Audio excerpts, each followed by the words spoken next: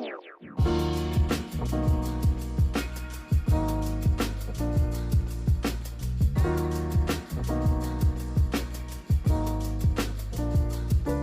to another episode of GUQ Speaks, your go-to platform for insightful conversations, captivating stories, and thought-provoking discussions. GUQ is a series of experiences, and we're just making sense of that as we go along. That is what we're doing here, one conversation at a time. So sit back, relax, and let's dive into our episode.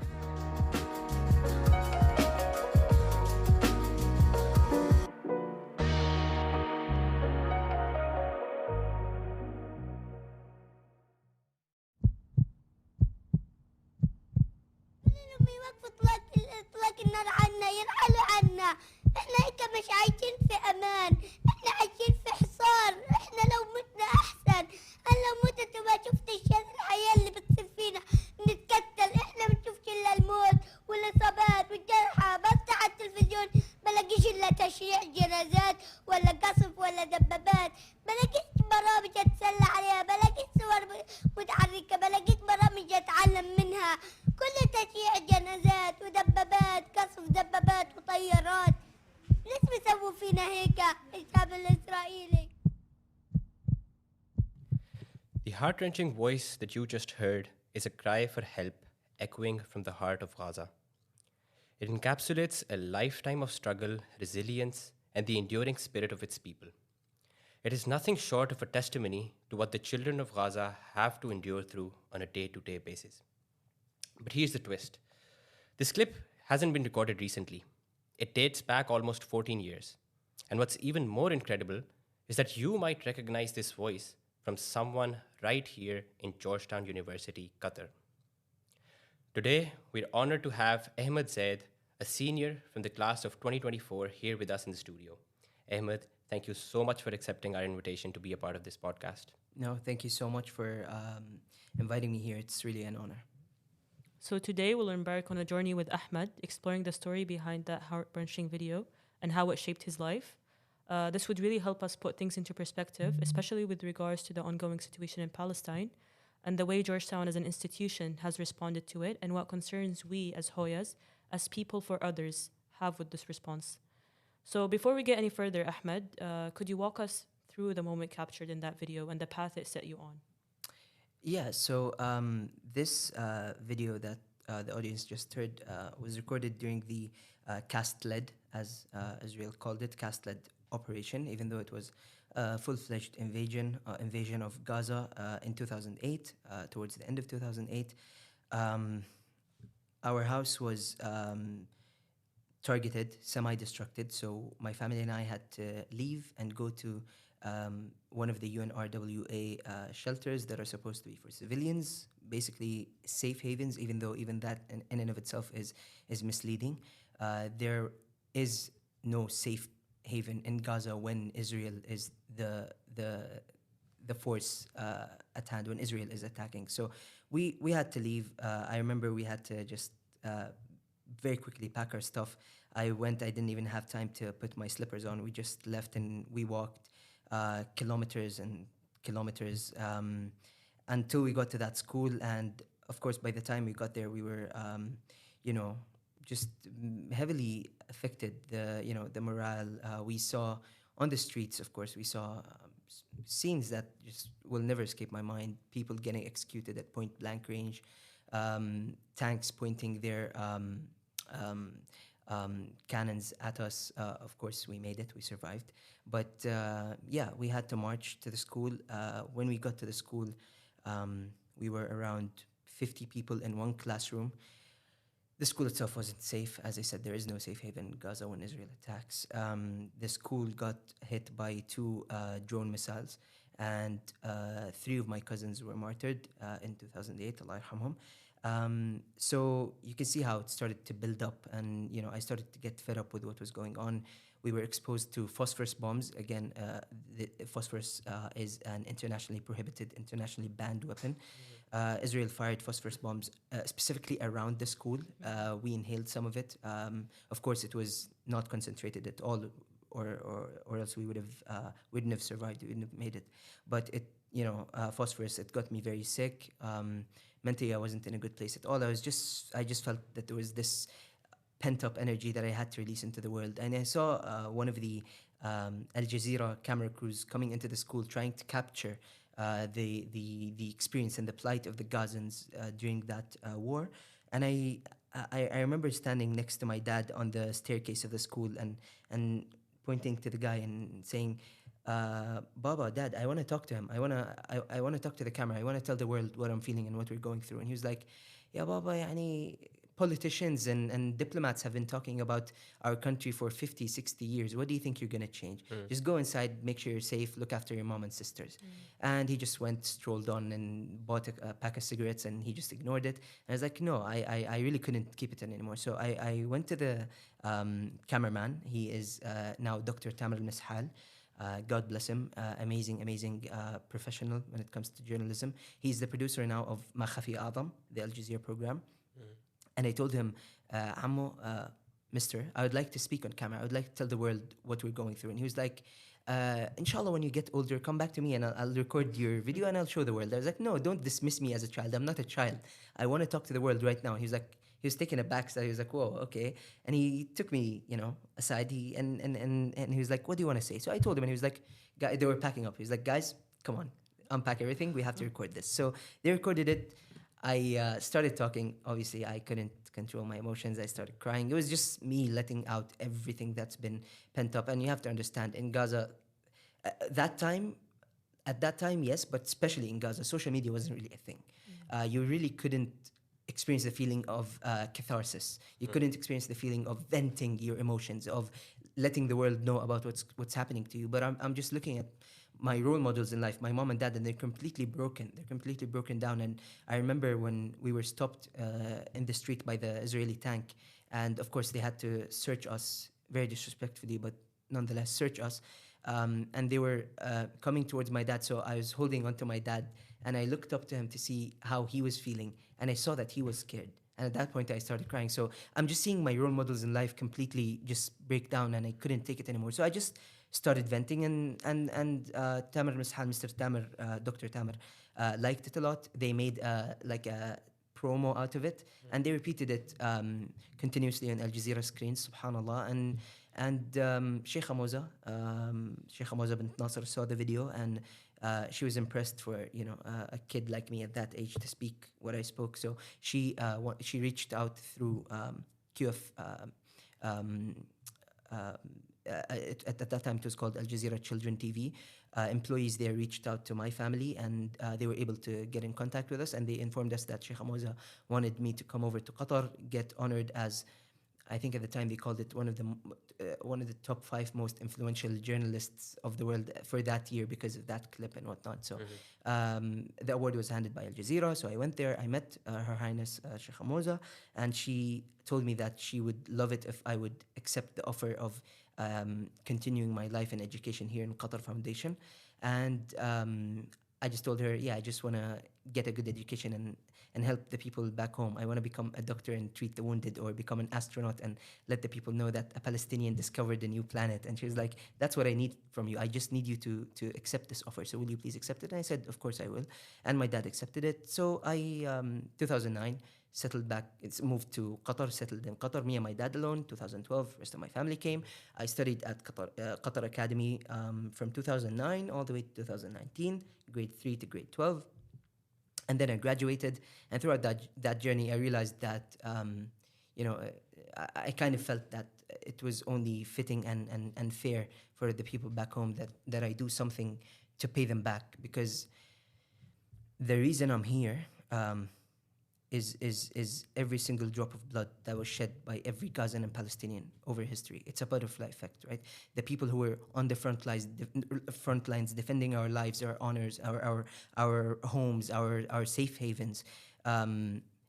If it weren't for them, we would be dead. So I realized that I just had this kind of calling that I have to give back. So I decided to come to Georgetown, study international politics, pursue a certificate in media and politics, and try to just give back to Palestine and the Palestinian people. And that's how I got here. So thank you so much for your inspirational story. Actually, the first time I heard it, I was just really astonished that we have like someone like that on campus, but nobody knows and nobody talks about it. But I think this story serves as an inspiration for people to listen and understand the different perspective and the struggles that people go through for education and to make an impact. So Ahmed witnessed both the 2006 and 2009 wars on the Gaza Strip and the aftermath of every war that left the Strip's infrastructure and people in shambles. Today, unfortunately, we stand after 10 days of the launchment of the operation of Al-Aqsa flood, which started on October 7th by the Palestinian resistance movement Hamas, as a response to the continuous violence against Palestinians exerted by Israeli forces and the 75 years of violent occupation of Israel. Gaza Strip is the main target of Israel forces as they launched the Operation Swords of Iron against the Strip, that is 42.5% aged 14 or under. As if today, around 2,400 Palestinians were killed, along with more than 9,000 injured, according to Al Jazeera. Essentially, today, we're witnessing the 1948 Nakba happen all over again with the same deafening silence of the international system. The morning of October 12, 2023, 1.2 million people residing in the northern part of the Gaza Strip were asked to evacuate in 24 hours southwards. As people were trying to evacuate, they were attacked. The Israeli Defense Forces have also used white phosphorus, like Ahmed mentioned in past wars. They're also using it today on civilians. Phosphorus is known to pose a high risk of excruciating burns and lifelong suffering on whoever comes in contact with it. We can affirm that this is a genocide and ethnic cleansing targeting the Palestinian population. So basically, now we'll move on to the next part of our podcast. And what we're essentially focusing now is the way in which Georgetown University as an institution has responded to this ongoing crisis in the aftermath of the conflict and the way that it has escalated.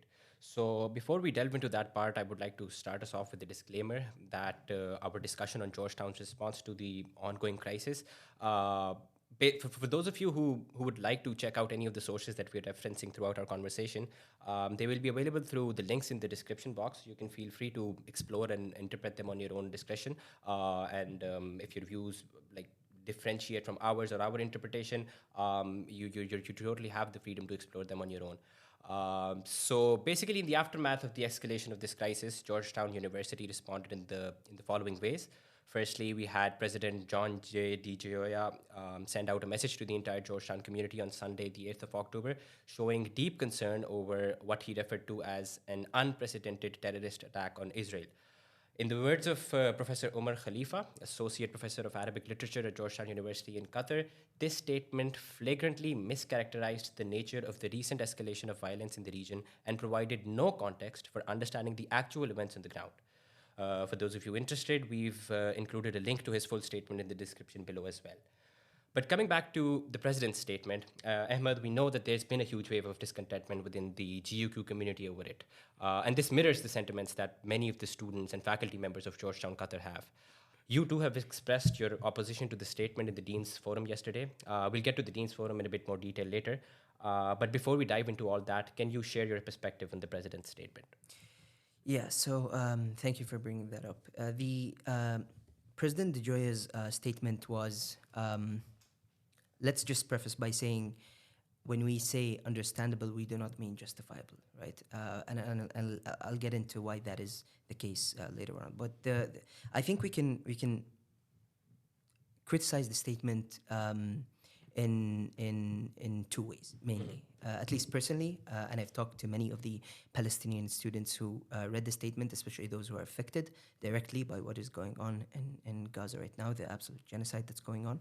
And I think the two main problems are, one, President DeGioia tried to paint what is going on as an attack on Judaism and Jews, which is absolutely not the case whatsoever.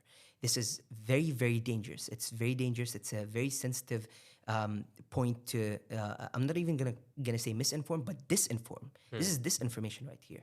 This is completely flipping the script, just further contributing to the narrative of dehumanizing the Palestinian and vilifying them even, not just dehumanizing them. What is happening in Gaza and what has been happening in Palestine for the past 75 years, as Rimas has prefaced, has nothing to do with Palestinians or Arabs hating Jews. There's absolutely, in fact, go back and look at it. And also, sorry, but another disclaimer, please, for everyone who's listening, fact check everything we're about to say, just like you should fact check everything else you hear from the news or from any other source. Absolutely. Please fact check, because there's a disgusting PR campaign that's launched and is ongoing right now against Palestinians that is literally out to vilify Palestinians. So please fact check everything I'm about to say, but go back to history and you will find that Jews and Arabs, Christians and Armenians lived peacefully, absolutely peacefully next to one another. We were neighbors, we were trade partners, we shared lands, we shared agricultural lands, we shared trade endeavors. We went to our mosque while they went to their places of worship. Palestine was completely an open land. People came and go. It came and went. It was sort of a pilgrim site. Palestine was. So we were absolutely able to coexist with all of the other factions, ethnicities, religions, sects, whatever you want to call them. The real problem started to happen when Britain had to dirty her hands with the Palestinian issue. When Britain came in after the end of World War I in the 1920s and established the Mandate for Palestine, which falsely and wrongfully claims that its aim was to help the Palestinian people stand up on their own 2 feet and establish their own state. Because as we know very well, as soon as Britain went, they were shaking their hands with us, and behind their backs, they were giving the keys to Palestine to the Zionist movement. And this is the second problem, the second issue we need to talk about. The difference between Zionism and Judaism. Please, everyone who's listening, please make sure you are familiar with the difference between Zionism and Judaism. We have nothing against Jews. We have lived peacefully together. In fact, even like aside from the individual and anecdotal evidence that I could give you and wouldn't finish in a year's time, religiously speaking, our religion asks us to coexist peacefully with all other religions, with all other people. Our problem lies with the Zionists. Who are the Zionists? Well, not to go into too much background context because we're limited on time, but towards the end of the 19th century, it was founded by the Zionist founders. Many of them, there was Balfour, there was Theodore, I forgot the name. Theodore. I forgot the last name. The guy who went to Sultan Abdul Hamid II and asked for him to sell the land of Palestine to the Zionist organization. The Zionist organization, and the problem within the Zionist organization, is that they aim to establish what they claim to be a safe homeland for the Jews, which we have no problem with that necessarily, but over the land of Palestine, specifically over the land of Palestine, completely disregarding Palestinians, their lands, their history, their culture. In fact, if you again fact check everything I'm about to say, if you go back in history, you'll find that one of the most used quotes by Zionists is that Palestine was a land without a people for a people without a land, which is completely and utterly dismissive, completely dishonest. Palestine was well cultivated and built up way before the British even got there. As I said, it was under Ottoman rule, before that under the Mamluks, and the long history, Abbasid and Umayyad empires before that. So this is why we have a problem with the Zionist movement, because specifically they seek to establish their safe homeland for Jews over the land of Palestine. Now, over the land of Palestine is problematic, but also being a safe homeland for Jews is also problematic in and of itself, because we know that's not the case. We know that there is discrimination even amongst the Jews themselves that even get to Israel. We know there's discrimination against what Israel refers to as Arab Jews, Jews from Morocco. We know there's discrimination against Jews from Africa, whether it be Eritrea or Ethiopia. So it's completely the main point that I need you to take away from this. And again, please confirm everything I'm trying to say, fact check everything I'm trying to say. Zionism is an utterly political project. Utterly political. There's nothing humane about it. There's nothing religious about it. It's utterly political. The issue of Palestine and Israel may have religious affinities, of course, because of the Al-Masjid al-Aqsa and the significance of Al-Aqsa Mosque as a very important place of worship in the religion of Islam. But at the core of it, the issue is political.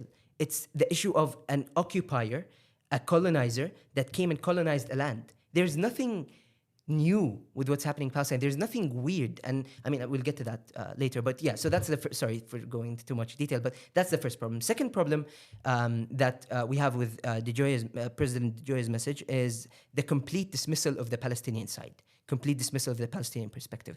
President De Gioia does not even care to even outline or mention that Palestine is an occupied nation occupied by Israel.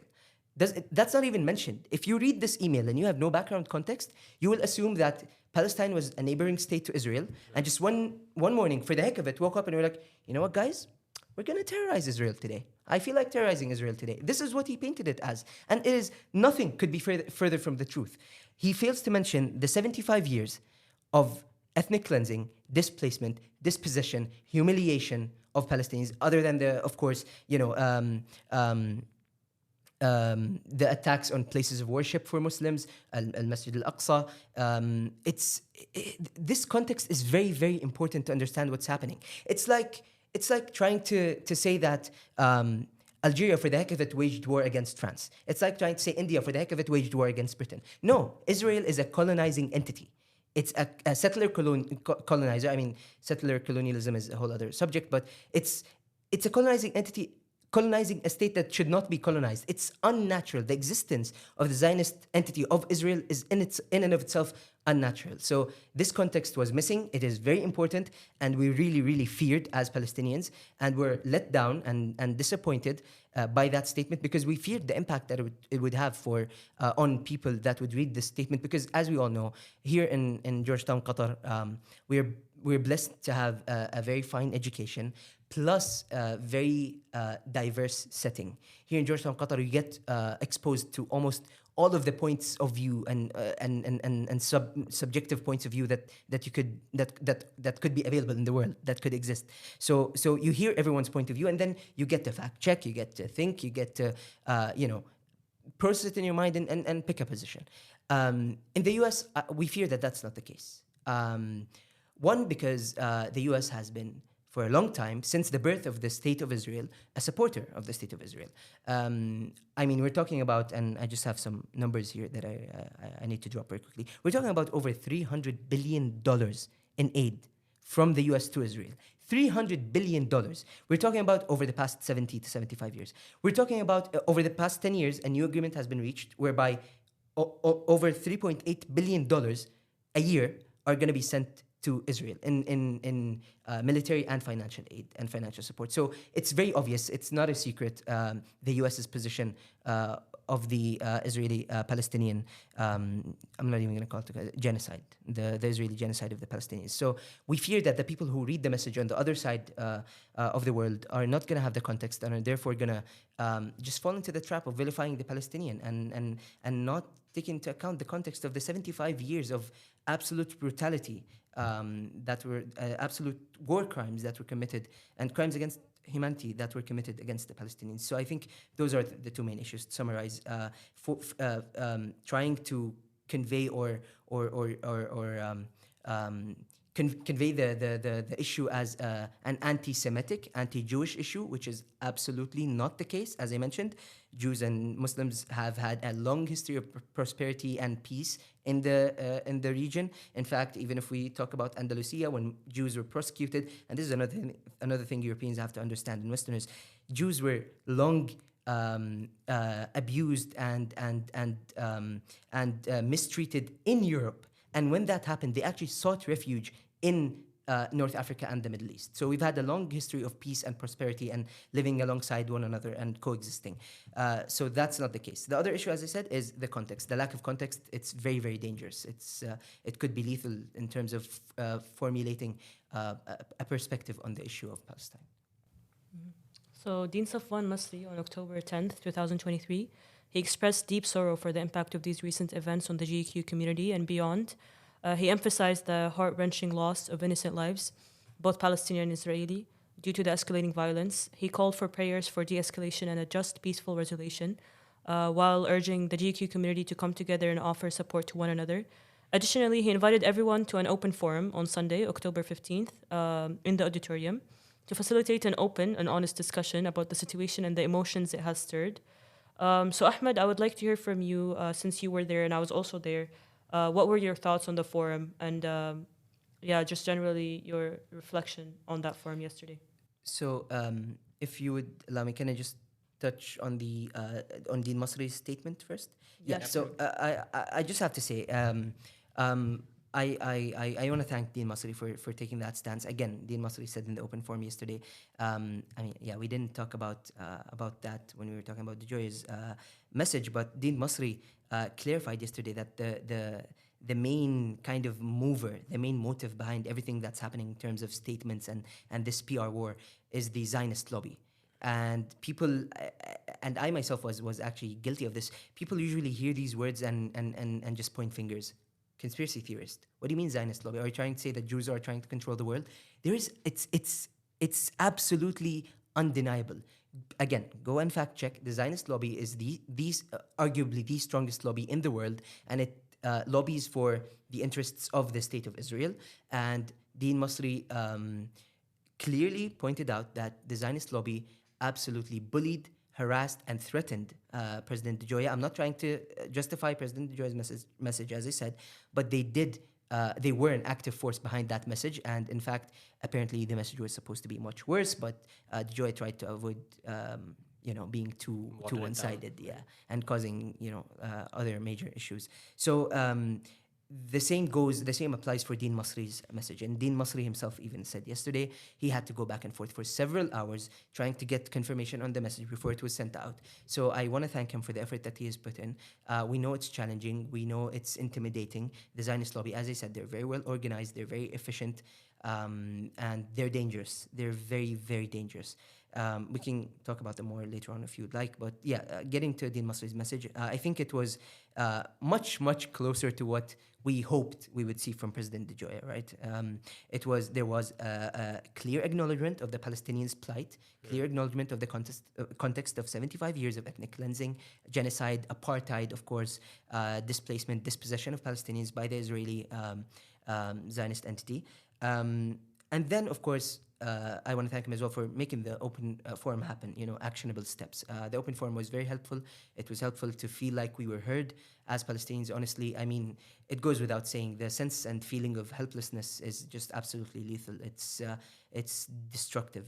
It really gets to your head and you just sit there and you're like, what the hell am I doing? And my family, my people are getting massacred by the second, and I'm just sitting here and the most I can do is like stories and send stories on Instagram. What's that going to change in the ground? So it was good to feel heard. It was good to see that Dean Masri was interested in listening to our recommendations and trying to, make actionable steps, practical steps that will change something on the ground. So that was good. And those are my thoughts on the open forum. In the open forum yesterday, I think it was very good to see. It was very inspiring to see the students' adamant position on President DeJoya's message. It was very good to see that. Although, yes, there was a slight misunderstanding in terms of we can't really blame people like Dean Masri or the Georgetown Qatar institution. This is a message for the students over here at GUQ. GUQ, even though, yes, it is under the umbrella of Georgetown DC campus, it's a branch, but at least the faculty, the staff, the people, they do not necessarily present GUDC, and we saw the great support that we had as Palestinians. So I want to thank everyone who was part of that. I think it was a very good opportunity for us to be heard, to hear other people's thoughts as well. I think it was interesting to see non-Palestinians relate to the issue of Palestine. We were talking about this earlier. There was a girl from Rwanda who was talking about how she could relate to the issue of Palestine because of the Rwandan genocide, right? And it was very interesting, and it actually opened my eyes to this idea of, oh my God, I think this really helps in putting the Palestinian issue into context. For the people listening who don't have as much context, again, I sincerely ask you and kindly ask you to fact check and educate yourself. There's absolutely nothing wrong with not knowing, but what is wrong is to continue to not to know. If you have Palestinian friends, please ask them, educate yourself. But the Palestinian issue is not necessarily, of course it's unique in its own ways, but it's not necessarily an anomaly. It's not necessarily an anomaly. The only thing that's anomalous about the Palestinian issue is the fact that it still exists till today, the state of Israel. Palestine is the only occupied state as of right now. It is the only remaining occupied, colonized state. That's the only anomalous thing. Other than that, everything applies to most of the other colonial projects that we have witnessed over the past 100, 200 years in modern history. Whether it's France and Algeria, whether it's Britain in Egypt, whether it's France in Syria, whether it's Britain in India, right? This is colonialism. This is colonialism, and if I'm allowed to draw on what I spoke about in the Yeah, open of forum, course, yeah. this is one of the things that I think people need to understand, right? Georgetown students specifically, but students all around. I'm sure you have heard of or read about Frantz Fanon, the French philosopher. You've read about decolonization, you've read about liberation, and I just want to point out, guys, this is what it looks like. This is what decolonization looks like. Is it pretty? Not at all. Do we wish it was prettier? Of course we do. Is there any other way to go about it? Unfortunately not. And people need to understand this about Palestinians. Palestinians are actually a very peaceful people. Again, yes, all people have an affinity towards peace, and I do have faith in the human race. But Palestinians are very peaceful people because it is surprising. Actually, people were saying, "Why could this happen?" And people were like, "Oh, this is only natural after 75 years of subjugation to the worst kinds of genocide and apartheid and ethnic cleansing." In fact, it's not only natural; it's unnatural that it took this long.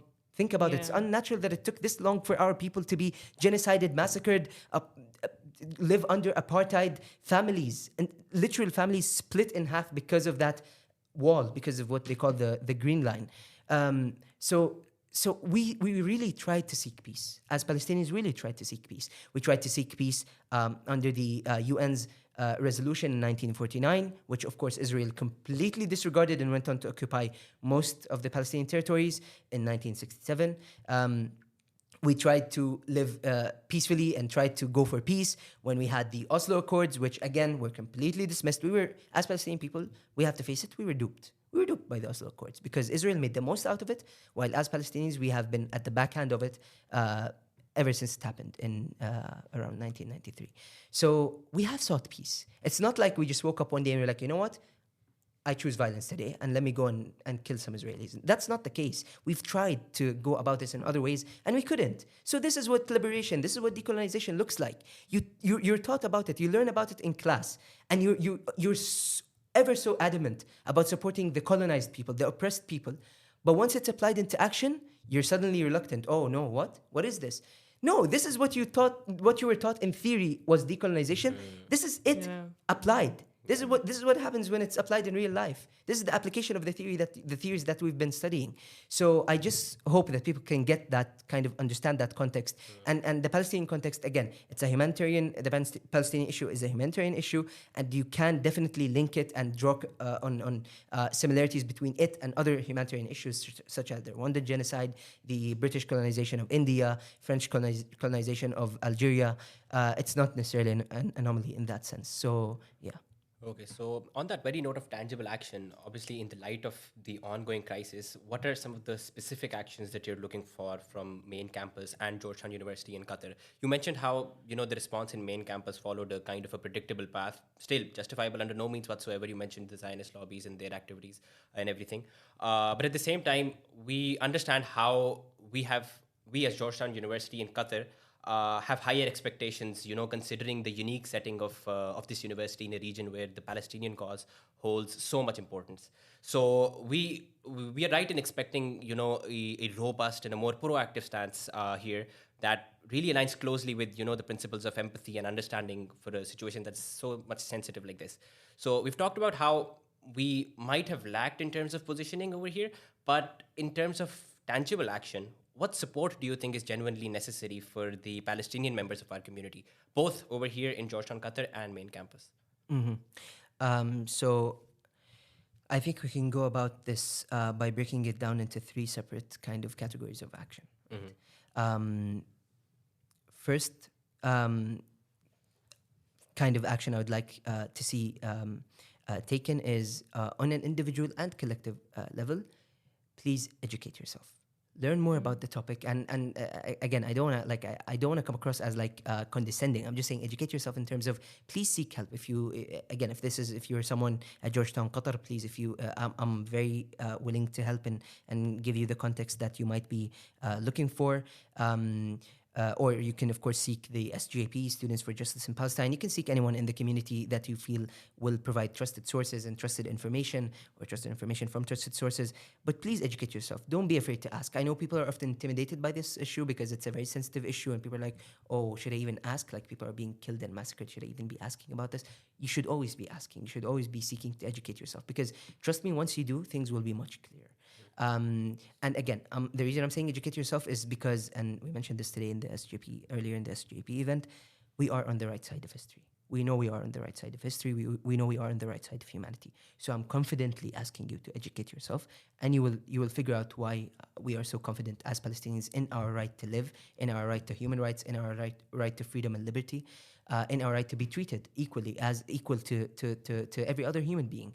Without subjugation or discrimination on the basis of race, ethnicity, religion, whatnot. So please educate yourself collectively and individually. If you are someone who considers themselves educated, please educate other people, right? Reach out to other people. Try to, again, I don't want you to feel like, if you're not making Palestine the center kind of axis of your life, then you're failing the cause. But as much as you can, try to bring up the issue, try to talk to people about it, try to educate people about it. Secondly, and I know this might seem a bit controversial, but in regards to what's going on right now, people need to understand and be aware of the disgusting PR campaign that is taking place right now around the world to vilify, not dehumanize only, but vilify the Palestinian. And I think one of the most dangerous issues that I've faced, that I've noticed, is taking an apologetic stance on the issue. I'm not gonna name any names, but there were several kind of panels and discussions organized by Georgetown and other institutions, and people whom we trust, people whom we see as role models in terms of awareness of the issue, are too scared to not condemn the Palestinians' right to resistance. Now, they don't necessarily directly condemn the Palestinians' right to resist and to fight the occupier, but they condemn Hamas. They condemn the atrocities committed in Israel. They take an apologetic kind of stance. And this is very dangerous. Why is this dangerous? Because you're kind of setting yourself up for failure as soon as you do that. This message is directed mostly towards my fellow Palestinians and fellow supporters of the cause. Please don't take an apologetic stance when you're talking about the cause. What Hamas did was only natural, was absolutely legal under international law. I'm not saying stuff off the top of my mind. This is international law.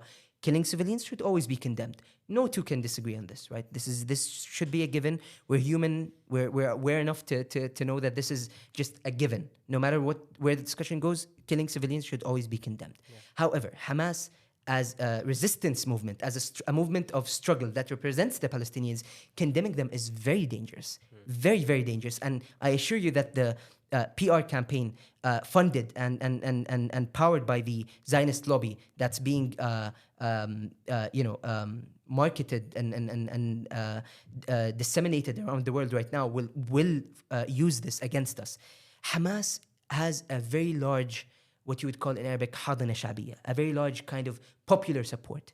A lot of the people in Gaza will support Hamas because they see them as the resemblance of struggle, the resemblance of fighting for freedom. The UN's convention, I think it's Article 35/140, and I'm trying to quote you, but I don't remember the exact quote, but the gist of it is reaffirming the state, reaffirming the right of any occupied people to fight and resist the occupier for the sake of national unity, territorial integrity, liberty, and freedom, even through armed struggle. Go and search this. Fact check what I'm saying. This is the UN. This is international law. People need to stop being apologetic when talking about the cause. When you're being apologetic and you're trying to argue, for example, with someone, and I talked about this earlier, trying to argue with someone who tells you, but Israel has the right to self-defense. But you know what comes before that? Israel is a freaking occupational state. This underlines everything. This undermines everything Israel could ever try to propagate as a right. Israel is an occupational state. People forget this. People don't really rely on history enough when defending the Palestinian issue and the Palestinian side of the struggle. So even though the struggle is one-sided, of course, but you know what I mean. So don't be laid back or don't apologetic about it. What Hamas did was absolutely natural. Killing civilians is condemned, but Hamas went in, took military prisoners of war, targeted military personnel, and fought for the liberation of our occupied territories around Gaza. And this is what war looks like. This is what a struggle for freedom looks like. Again, so please put it into context. Why do you think people in Gaza, going back to popular support for Hamas, if you've been up to date with the news, one man lost 191 family members who were living in one building. The building was targeted with an Israeli airstrike. 191 members of that man's family were killed, and him and 8 others survived and went to the hospital. He got out from under the rubble and went to the camera and said, it's all كله فدى المقاومة, كله فدى فلسطين, كله فدى الحرية. It's all worth it for the resistance. It's all worth it. It's all worth it for the struggle. It's all worth it for freedom. It's all worth it for Palestine. When people see that and they link it to the condemnation of Hamas as a terrorist group, do you see where this is problematic? Oh, so the entirety of Gaza are supporting a terrorist group. This is not the case. Hamas is not a terrorist group. And by the way, for the people saying, oh, Hamas is a terrorist group, says who? The US? Yeah, but the US also said that Nelson Mandela was a terrorist up until 2008. So the definition of a terrorist is very fluid, very politically charged, and very politically influenced. And, I'm not going to go here on a rant about the US and their double standards and their hypocrisy. It is absolutely disgusting. We see it now. We've seen it for the past 75 years in Palestinian history. And it's still, in fact, it's much, much worse nowadays. Biden literally giving the green light to Netanyahu to commit a genocide, giving the green light to displace around 2.5 million people from Gaza Strip to Sinai, to the Sinai Peninsula, over 1.2 million of which are children. The casualties of this war, just to give people context, over around 2,700 martyrs, over 9,000, last time I checked, 10,000 injured. Over 60% of the martyrs are children and women. I'm not even including here the civilian men. I'm not including the elderly. Children and women, over 60% of the martyrs. Just think about it. Please think about it. Contextualize this in history and figure out why Hamas, why the Hadan al-Sha'biyya, the popular support for Hamas exists, why it makes sense, and why it only makes sense. Why it makes sense for what happened to happen, and why it makes sense for Palestinians to not condemn Hamas as a terrorist organization. Because we've tried every other route, and no route so far has led to freedom. Every route has led to more killing, more bloodshed, more pain, more dispossession, more displacement. And Hamas represents the Palestinians according to the Gazans, and Hamas is not a terrorist organization. And I beg you to go and fact check this and educate yourself about this matter. Now, finally, third path of action that I would like to see taken is tangible support for our Palestinian and Gazan brothers and sisters. I know Georgetown, Qatar is not holding back. They're trying to do their best to support us in this regard. We were talking about having campaigns of blood donations for the injured. By the way, the humanitarian issue, just touch on it very quickly, in Gaza is absolutely disastrous. Not enough medical instruments and devices and supplements in general, not enough medical supplies, are available in hospitals in Gaza to treat the wounded. If you've been up to date, they've already started since today's morning digging mass graves for the martyrs, because there's not enough space anymore to put people in the morgues in Palestinian hospitals in Gaza. Ice cream trucks are being used as a replacement for that. It's absolutely disastrous, and it's only going to get worse by the minute. Literally by the minute, we have seen people who are literally reaching out to us, asking us if we could send them water, drinking water. People are dying of thirst. People are dying of hunger. People are dying of the lack of medical care that they're receiving. It's absolutely disastrous. So this is why we're trying to focus on the humanitarian side of things. We're trying to, propagate for a campaign, for example, of like blood donations, field work. We even opened that discussion with Miss Shaida and Dean Masri, field work in Lebanon or in Egypt, field work to support, to feel like we are actually at least doing something to help alleviate the absolutely horrendous burden of what's happening to our families and our people back in Gaza. So yeah, I think those are the three kind of main areas I would tell people to take action in. Educate yourself, think before you condemn Hamas and the Palestinian people, and think about the consequences of such condemnations. And 3, action on the ground. Donation, humanitarian aid, field work, anything. And again, this is a call also for the GUQ community. I know people who were in the Red Square event earlier heard me say this, but again, for everyone listening, if you have any idea at all, please, there's no such thing as a bad idea. Please reach out to SJP, reach out to any of your friends who are trustworthy, share the idea, think about how many people can get behind that idea, and don't think that you're limited because you're a Georgetown student. I don't want to put too much emphasis on the president's message, not because it doesn't matter, because it does matter, and we know how powerful academics are in the US especially, and how influential they are in terms of policy making. But I don't want to focus on it too much, because then we fall into their trap. Then we fall into the trap of feeling helpless, of not doing anything about it because we were too worried, crying over a very bad message, a very unfair message. So please, if you have an idea, share it, reach out to your friends, and I'm sure we can make something of it. And we're always open to ideas, because I swear to you, at this point, any simple idea is of great help to our brothers and sisters back home. Thank you, Ahmed, for the action plans you have shared. I think it's crucial for us as people with privilege to stand up for our values and our people. For those of you willing to show your support to the Palestinian community within Georgetown and beyond, there are a number of student-led initiatives being led across Education City that we would invite you to sign up for. We'll attach the links of those in the description below. Nevertheless, we want to conclude this episode by reminding everyone that the events of the past week serve as a reminder for us to stand up for our values no matter what is at stake, and to not allow anyone to take away our right of freedom for speech. We hope our community continues to question, reflect, and contemplate on issues like these. After all, this is the essence of the true education, not surrendering your willpower, but instead cherishing the freedom to distinguish between what's right and wrong yourself. So thank you, Ahmed. No, it's my pleasure.